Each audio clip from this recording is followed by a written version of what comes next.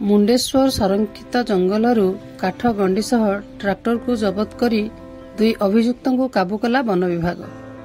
पुणी माधवपुर वन विभाग को मिली आउ एक सफलता। काठ गंडी सह ट्राक्टर को जबत करिछि वन विभाग।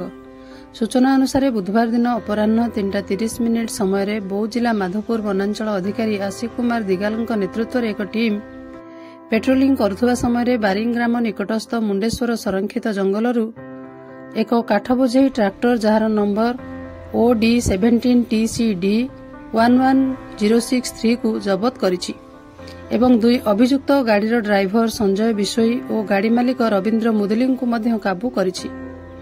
गाड़ी समुदाय 5 गोटी बड़ शालगंडी 3टी असन गंडी 2टी धौड़ा गंडी सह प्राय 10 क्विंटाल ऊर्ध्व काठ थिला।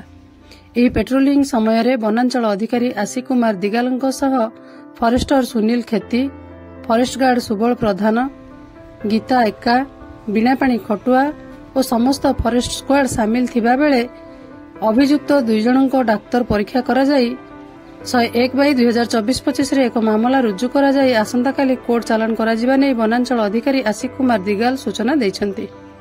किंतु सीज होइथिबा ट्राक्टर नंबर को नहीं साधारण रे प्रश्नवाची सृष्टि हेउछि।